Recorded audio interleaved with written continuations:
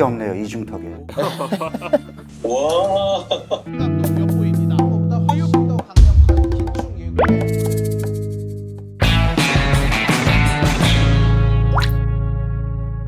같은 얘기도 이 집에서 들으면 더 맛있습니다. 귀의 빡종원입니다. 제가 사실 이번 컨텐츠를 이 촬영을 할 것인가 말 것인가 진짜 고민을 많이 했는데 너무 문의 주시는 분들도 많고 제 주변 분들도 하도 물어보시길래 아예 그냥 컨텐츠를 하나 만들기로 했습니다. 바로 어떻게 살을 뺐느냐입니다.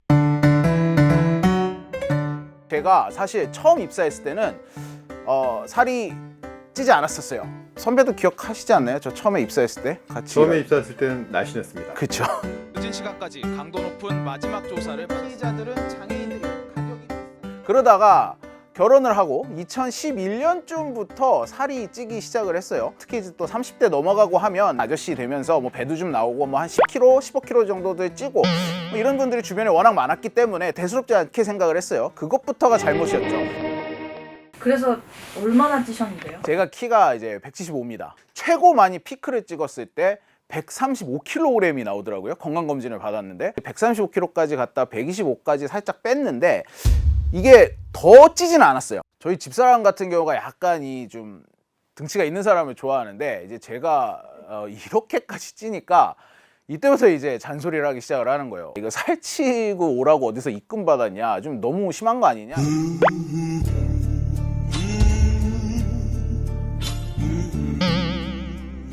경각심을 못 가졌어요. 왜냐? 먹고 싶은 욕구가 더 셌거든요. 집사람이 잠들었을 때 제가 몰래 냉장고를 열고 꺼내 먹는 거예요. 근데 이때 뭘 먹느냐? 단 거, 설탕 많이 들어간 거, 그 다음에 탄수화물 위주. 새벽 1시, 2시에 몰래 나와서 밥에 카레 비벼서. 왜냐? 밤에 식욕을 못 참겠더라고요. 점심은 한 끼 정도 안 먹어도 뭐 배는 고프지만 지금 막 입에 뭘 넣어야지라는 생각이 그렇게 크게 안 들어서 참을 수가 있었는데 이 밤이 되면 11시 이후부터 정말 이 제가 스스로 억제하지 못할 정도로 굉장히 식욕이 몰려와가지고 이걸 야식 중독이라고도 하던데 여보, 내가 왜 먹지 말라는데도 이렇게 라면을 끓이나요? 캐빈에 왔기 때문이야, 모든 것은. 다음부터 이제 캐빈에 오면 안 되겠다, 그치? 다음부터는 캐빈에 낮에 오지. 낮에 와서 점심 먹고 저녁을 패스하고. 이 무렵부터 시청자분들이 간간히 저한테 메일을 보내주시더라고요. 누군지 몰라요. 익명으로 메일을 보내는데 왜 이렇게 살이 쪘냐? 어쩌다 이렇게 살이 쪘냐? 다시 옛날로 돌아오셔라. 이런 메일을 제가 좀 많이 받았어요. 이러면서 이때 든 생각이 저 같은 경우는 이제 방송기자니까 TV에 나와서 뉴스를 설명하는데 이걸 보는 시청자분들이 보기에 좀 별로다라고 생각을 한다면 이게 제대로 된 제가 서비스를 못하고 있는 게 아닌가. 특히 동료 기자분들이 선후배 할 거 없이 자기 관리를 왜 안 하냐는 말이 이렇게 가슴 아프더라고요. 다이어트를 결심하기도 여러 번 했습니다.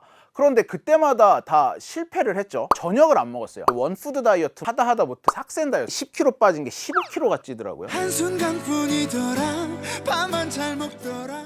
뉴욕에서 SBS 김종원입니다. 미국에를 이제 제가 갔단 말이죠. 그래서 처음에는 연수 1년을 했고 바로 이어서 특파원 3년을 하면서 총 4년을 제가 미국에서 지냈는데 우리나라는 원단값이 비싸서 그런가? 큰 옷이 별로 안 나와요. 양복도 빅사이즈 옷 파는 데 가서 샀거든요. 여기 갔다 김준현 씨를 만난 적도 있습니다. 그 양복을 맞추시는 그 사장님한테 굉장히 굴욕적인 얘기를 많이 들었어요. 앉으면 바지 내려가죠? 그래서 여기 엉덩이까지 다 보이죠? 막 이런 체형 가지신 분들 특징이에요. 배가 많이 나와서 그래요. 막 거침없이 얘기를 하시는데 근데 미국은 어떠냐? 3X를 아직까지가 어느 옷가게를 가나 다 있으니까 옷을 구하기가 쉬워요. 이게 굉장히 체형을 유지하는 데 큰 도움이 됐습니다. 또 미국 음식이 얼마나 단 게 많습니까? 진짜 목이 칼칼해질 정도의 설탕을 넣은 케이크, 쿠키, 뭐 거기다 기름기도 많죠. 다 튀겨버리잖아요. 거기다 이제 제가 시차가 있다 보니까 한국 뉴스를 맞추기 위해서 새벽 근무를 했단 말이죠. 이 새벽에 막 혼자 자기 합리화를 시키는 거예요. 잠을 깨려면 아이스크림을 먹어야 돼 하면서 아이스크림 2개 먹고 쿠키 하나 먹고 그리고 기사 쓰고 자고. 미국에서 몸무게는 125kg를 계속 유지를 했는데 체형이 변하는 게 보이는 거예요. 목이 그렇지 않아도 없었던 목이 정말 완전히 실종이 되고 정말 이 배 둘레가 한두 끝도 없이 늘어나고. 근데 똑같이 미국 특파원 생활하신 다른 기자분들은 그렇게까지 살 안 찌시던데.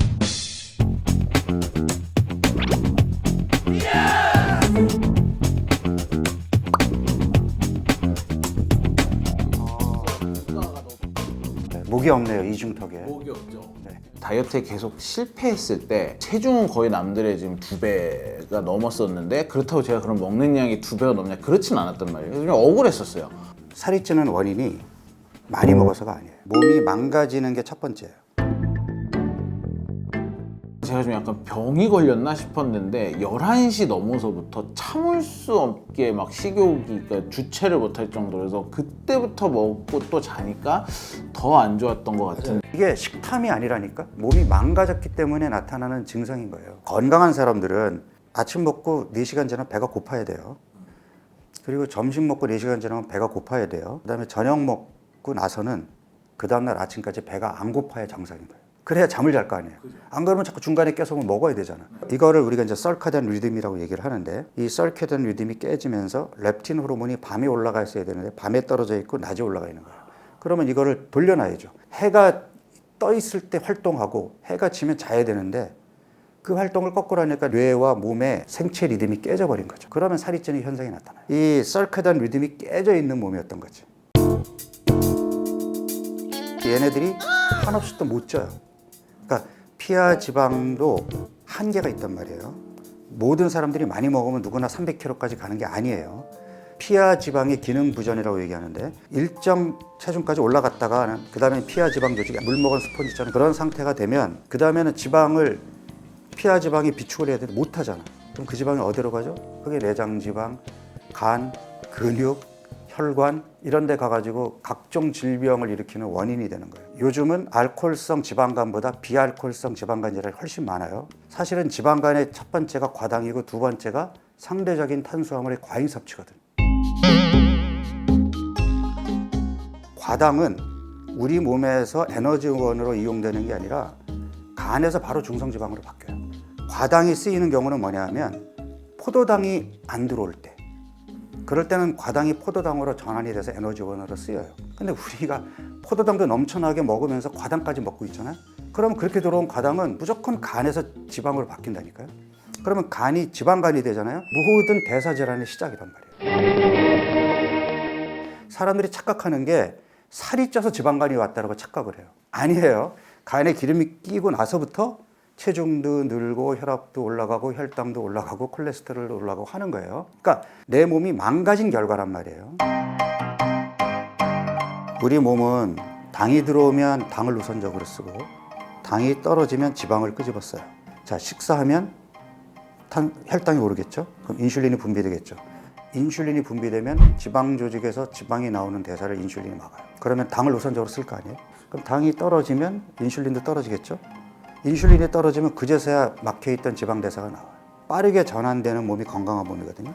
이미 몸이 망가져서 인슐린 저항성이 있게 되고 지방을 끄집어 쓰지 못하는 몸이 되면 당 떨어지면 못 견디고 뭘 먹어야 되고, 그럼 혈당이 또 쫙 올라갔다가 뚝 떨어지면 또 갑자기 배고파지고, 몸이 망가졌기 때문에 나타나는 증상인 거예요. 그러면 지방을 안 쓴다는 건 당연히 살도 안 빠진다는 뜻이겠네요. 찔 일만 나온 거죠. 끄집어 쓰질 못하니까. 이게 쉬지 않고 먹어서 살이 쪘다라는 개념인 거예요.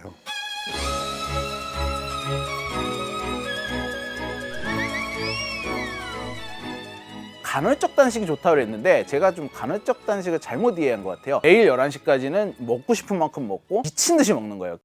11시부터 다음날 점심까지 안 먹고, 굉장히 잘못된 방식의 간헐적 단식을 하면서 살이 더 찌고. 간헐적 단식이 성공하려면 어떻게 굶느냐가 중요한 게 아니라 어떻게 잘 먹느냐가 더 중요한 거예요. 간헐적 단식의 제일 큰 장점은 뭐냐면 기초대사량을 안 떨어뜨려요. 매일매일 적게 먹으면 내 몸이 바로 적응 반응을 보이면서 기초대사량을 떨어뜨리는데, 배 터지게 먹다가 물론 좋은 음식으로 그러다가 확 굶고 그 다음에 잘 먹잖아요. 기초대사량이 안 떨어져요. 몸이 속아요. 간헐적 단식을 저 같은 경우 좀 16대 8로 하고 있거든요. 중요한 건 뭐냐면 16대 8을 하게 되면 먹는 8시간 동안 내 몸에 필요한 영양소들을 다 먹어야 되잖아요. 그럴 정도의 영양학적 지식이 있느냐가 중요한 거죠. 16대 8을 하더라도 3끼, 4끼를 챙겨 먹으면서 좋은 음식으로 배불리 먹어줘야지. 아까 얘기한 것처럼 16시간의 단식의 효과를 보려면 8시간 동안 배불리 잘 먹어줘야 된단 말이에요. 저는 이제 14대 10을 매일 하고 있고 일주일에 한 번은 24시간 단식을 하고 있죠. 저는 애주가라 이제 술을 이제 자주 마시는데, 어저께 제가 10시까지 술을 마셨거든요. 네, 그래서 오늘 낮 12시까지는 저는 아무것도 안 먹을 예정입니다. 이제 커피 드시는데 네, 커피 한 잔은 단식이라는 것이 칼로리를 내는 음식이 들어오면 단식이 깨지는 거예요. 커피 한두 잔 정도까지는 괜찮다. 제로 콜라 이게 칼로리 제로라고 그러잖아요. 그러니까 제로 콜라 결국 내가 건강해지기 위해서 지금 단식을 하고 다이어트를 하는 거잖아요. 근데 인공 감미료가 과연 내 몸에 건강을 가져다 줄까? 그런 개념에서 생각을 해야죠. 칼로리 개념보다는. 내가 다이어트를 생각할 필요가 없어지는 지점에 가는 게 제가 생각하는 이 다이어트의 어떤 최상의 어떤 목표입니다. 먹는 대로 먹는데 이때 식을 한 거죠. 이 두 가지가 합쳐지니까 굉장히 시너지가 좋았어요.